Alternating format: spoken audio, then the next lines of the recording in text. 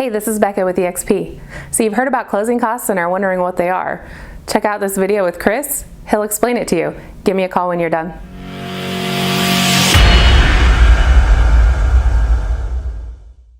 Hey, this is Chris the Mortgage Pro. People ask me about closing costs. You know, closing costs are different from the down payment. Certain programs have a requirement that you put a certain percentage down. Now, these are different. They are fees such as we have appraisal, we have a credit report, we have processing, we have underwriting. These fees, they're standard things. But then we have escrow fees. Now, the escrow company gets paid certain fees, and some of them might be a doc drawing fee. They might have a printing fee to print the documents. There's going to be a notary fee. They're going to have a loan tie-in fee. If there's a loan tied in with the transaction, they're going to add a couple of $100s on. We also have title. They have numerous fees. There's recording fees to record the loan with the county so that it's your house and we guarantee it. So all these fees together, they can add up to quite a sum of money. Now, on top of the fees, there are other costs. What are they? Well, depends on what month of the year, depends on how many months taxes we need to get so that we put them in together in an impound account so your payment, you make one payment, includes your taxes and your insurance. When we start the loan, basically you're going to pay 1 year and 3 months homeowners insurance up front. We're also going to pay, if we're in April, we're going to put 3 months taxes. If we're in September, it's going to be 9 months taxes. So it's something that's out of our control, but it's something that we have to come up with the money for. And depending on the loan amount, we'll also determine what are the fees from the title and the escrow company.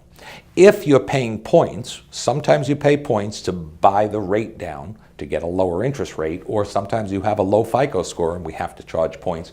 Those are also dependent on what is the size of the loan. So very common, $300,000 loan, $8,000, $7,000, could be $9,000 depending on the time of year. And how do we pay for those? Well, there's 3 ways usually that they could be paid for.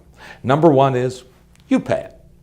Most people say, I don't really want to pay it. Well, that's the reality. You can pay it, or we can ask the seller to pay it, or pay some. Very often, we'll ask the seller to pay $8,000 in closing costs. And the seller's going to come back and say, I'm not paying $8,000, but I'll help you out. I'll pay $4,000, or I'll pay $2,000. Now, in a very competitive market like today, when you make an offer on a house, we really don't want to ask for closing costs, because what are they going to do? Which offer are they going to accept? If you're offering $300,000, somebody else is offering $300,000, but you're asking for closing costs, they're going to get less. So like anybody else, they want the most money for their house. So when you buy, you got to consider that.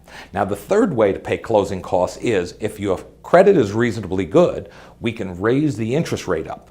And by doing that, we get what's called a lender credit. Example, if I raise on an FHA loan approximately 0.5% on the interest rate, I could usually get about 1.5% of the loan amount. So on a $300,000 loan, I raise the interest rate 0.5%, I have $4,500 to lower your closing costs with.